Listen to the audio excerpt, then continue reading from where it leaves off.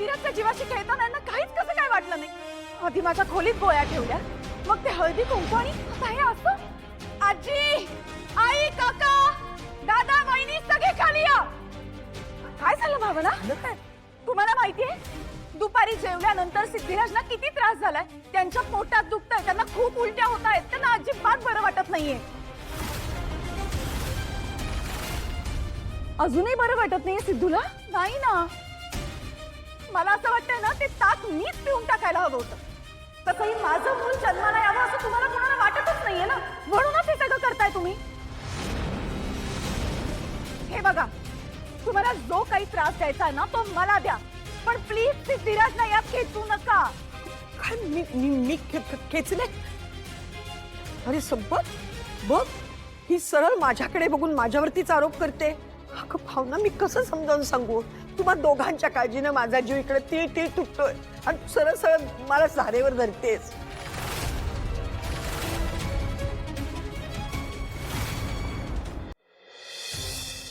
तुम्ही माझ्याकडे का पाहतात?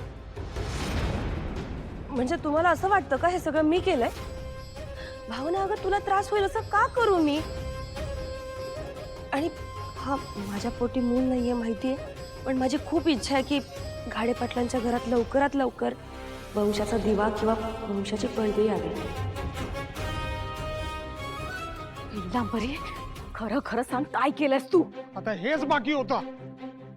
तुम्ही सांगा ना सगळ्यांना. मी काय सांगू नीलांबरी? मला नाही माहित तुला काय होतंय ते, आणि तुला काही त्रास होतोय असलं काही मला दिसलं पण नाही. तू एकदम ठणठणीत आहेस नीलांबरी. बोला ना वहिनी, काय घातलं होतं तुम्ही आणि का? तुम्ही कोणीच माझ्यावर विश्वास ठेवणार नाहीये का? विश्वास कमवावा लागतो. हे बघ, तू जर काही केलं असशील ना तर मी तुला सही सोडणार नाही, सांगून ठेवतो. घरातल्यांवर एकानंतर एक संकटच येत आहे. नाहीतर काय, त्यात ही आणखी एक बर. नीलांबरी खरं सांग, काय केलंस तू? काय केलंस तू? आई, नीलांबरी काय केलंयस तू? नीलांबरी सांग, काय केलंयस तू?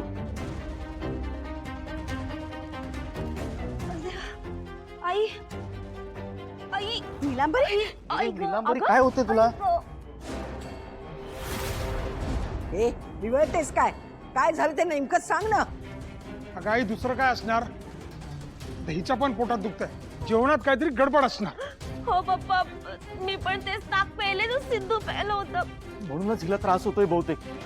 पाणी आण, पाणी आण.